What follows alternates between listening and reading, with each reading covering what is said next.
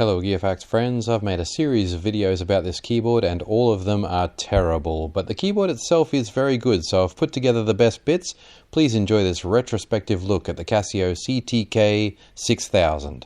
Starts you off with obviously your default piano sound, and if you press the synth button right here, it starts to get more interesting. If you've watched my reviews before, you'll know that I like to get straight into the synthesizer settings.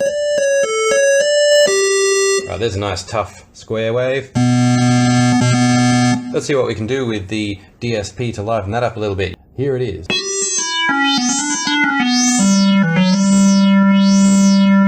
Layering is easily done, just pressing the layer button here. So with virtually no effort at all there, I've already created something that's a reasonably interesting sound. Second layer on, second layer off.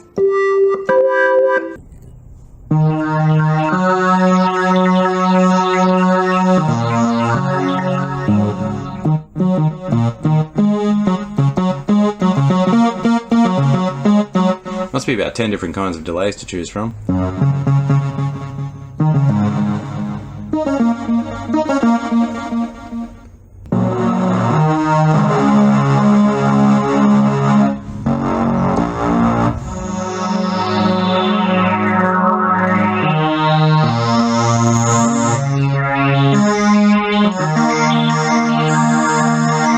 Distortion.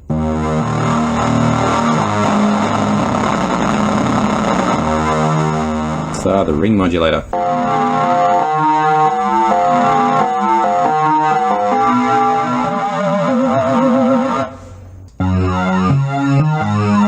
We've got our pitch bend wheel down the end here. I think you can just see that on your image.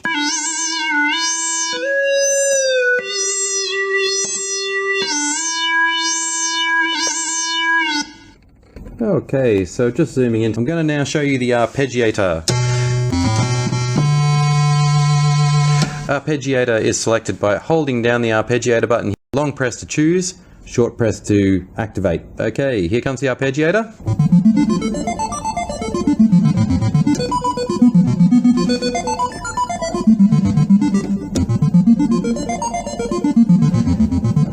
And you can hear that delay effect out of there too, which is really effective with arpeggios.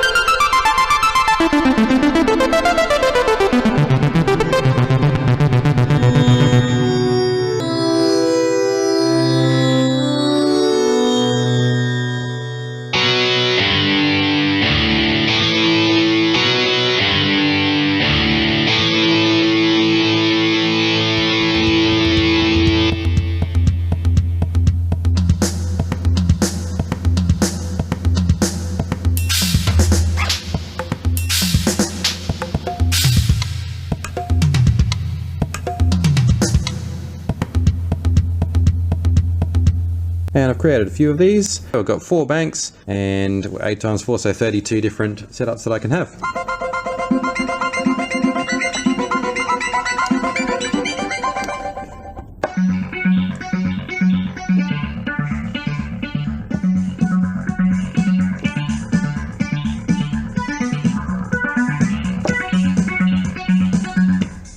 You get the idea. And that leads me nicely into the rhythm section.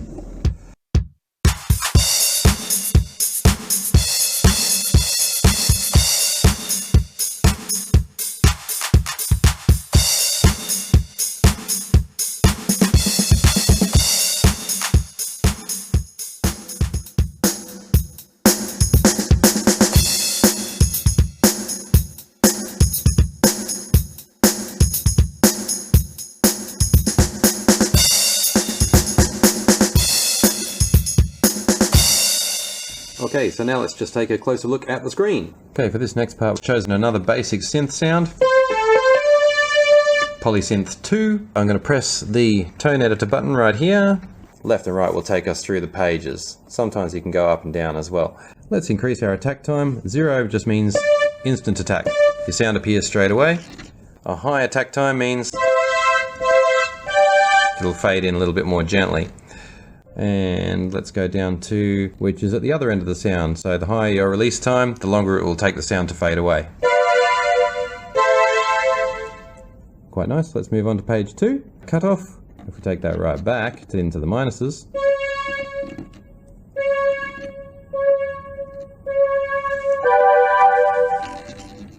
So let's bring that up quite high.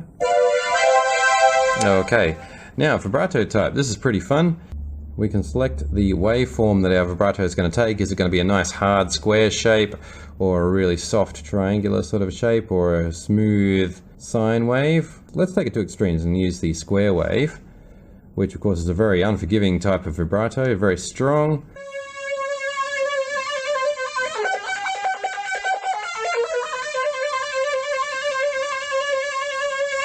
So yes, that's pretty extreme. Let's change it to sine wave vibrato, which should be much smoother. And we can change the rate of that. See that rubbing sort of synth noise? Let's change the depth of that and make it really intense.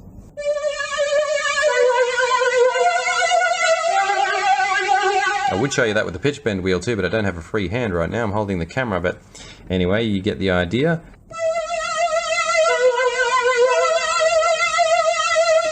And delay. Then you hear the vibrato kicking in. And what's on page 5? Overall volume, the touch sensitivity, the reverb send, the chorus send. Now the DSP. So let's try something like phaser.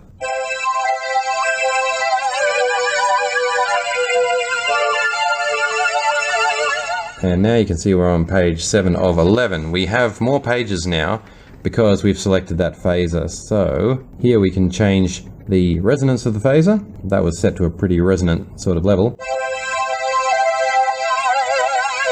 Slightly more subtle there, but still pretty strong. LFO rate, LFO depth. So again, we're controlling the cycles that the sound goes through. So you can hear that sort of choppy phaser sound. Increasing in speed in the background there. And being a phaser, it can go through several cycles of waveform as well. So we can have a nice smooth sine waveform, triangular, or just random. Random's a lot of fun. This is again routed back to the reverb. So this is the amount of DSP that's going to be sent through the reverb. Let's max that out.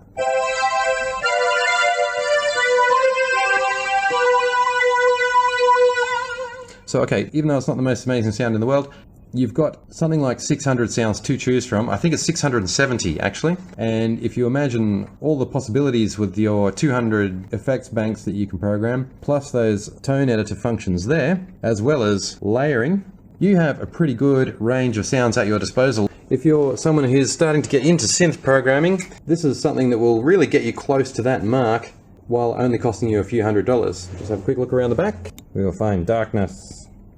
Yes, we'll find complete darkness. Let's try getting it up to a better angle. Okay, so we've got lines out there, left and right sockets. There's our power going in. This is our audio in, so if you want to connect something else with a 3.5mm jack. This is the important bit down here. Oh, sorry, there's one more bit here. What have we got? Sustain, so you can attach a pedal to that.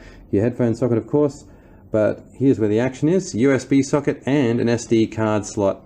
So if you program a song on this, it can actually convert it to a WAV file for you on board and save it to your SD card right here.